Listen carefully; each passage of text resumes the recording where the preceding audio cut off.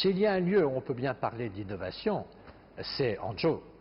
Parce qu'en effet, déjà du temps où Xi Jinping était le premier secrétaire de la région, de Zhejiang, il mettait la priorité sur le développement économique. On a vu que le pouvoir d'achat s'est développé considérablement dans cette période, dans cette région. Il tenait beaucoup aux questions culturelles, mais il s'occupait beaucoup déjà d'innovation. Et quand j'ai lu son livre sur la gouvernance chinoise, j'ai vu que le mot innovation était l'un des mots les plus employés.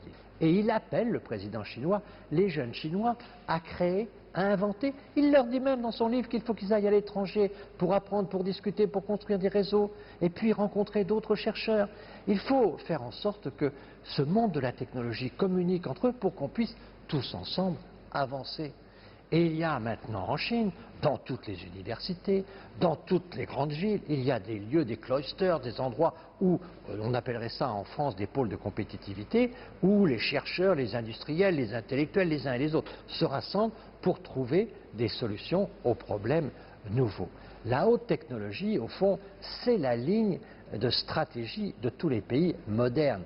C'est pour ça que les pays modernes sont des pays qui choisissent ce double objectif de réforme et d'ouverture qui, depuis 40 ans, fait le succès de la Chine.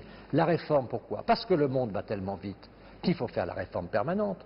On ne peut pas s'installer dans son fauteuil et attendre que l'histoire passe. Il faut toujours s'adapter au monde moderne. Donc la réforme, c'est une priorité pour tous.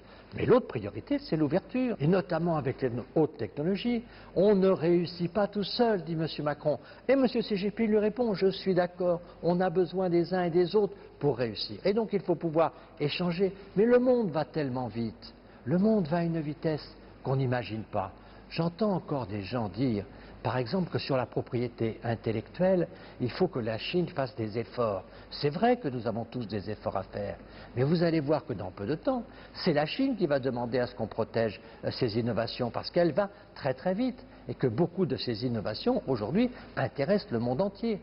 Dans cette course-là, il faut pouvoir avoir des partenariats, et je crois que dans cette nouvelle ère où Emmanuel Macron a pris les commandes en France et où Xi Jinping a celle de la Chine bien en main, je trouve que l'innovation et tout ce qui concerne les hautes technologies doivent faire partie de la priorité, des priorités de nos échanges.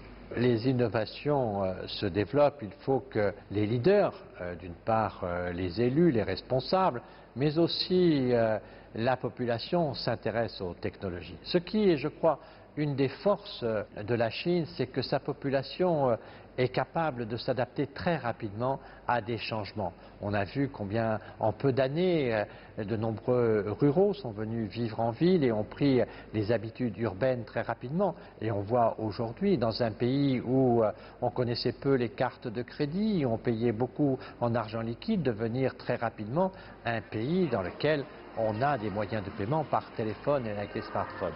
Et donc, il y a une capacité d'adaptation de la population qui est très très forte. Et je vois que cette capacité de la population est un des leviers pour lequel les autorités cherchent aujourd'hui à développer les technologies. Oui, je vois que la population est très attirée par les nouvelles technologies.